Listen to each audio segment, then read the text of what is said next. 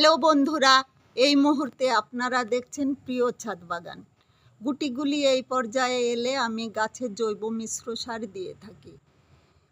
সেই জৈব মিশ্র সারটি 3 মাস আগে আমি কিভাবে ডিকম্পোস্ট করে তৈরি করেছি আগের ভিডিওতে সেটি জানিয়েছি। কি পরিমাণে নিয়েছি সেটি দেখাই। প্রায় 600 গ্রাম মতো। 1 সপ্তাহ আগে জৈব অনুখাদ্য সিউইড মাটিতে দিয়ে জল দিয়ে দিয়েছি। 5 দিন আগে জৈব কীটনাশক সোনাটা স্প্রে করেছি।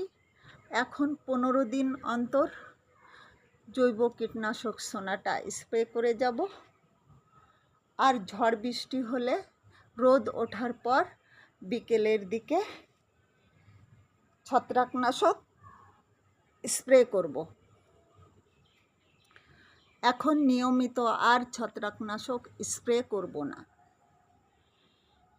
আমার আর একটি গাছে কিভাবে গুটি সেট হয়েছে দেখাই।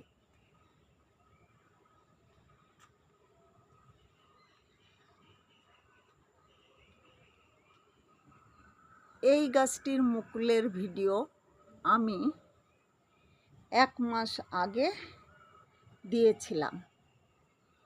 দুটি গাছেই আমি একই পরিচর্যা করে থাকি।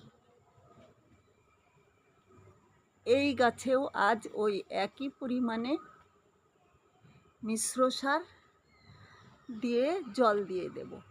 যখন গাছের মাটি শুকিয়ে আসে তখন গাছে জল দিয়ে থাকি। আমি নিয়মিত বিকেলের দিকেই জল দিয়ে থাকি। মাটি ভেজা থাকলে জল দিই না, শুকিয়ে গেলে জল দিই।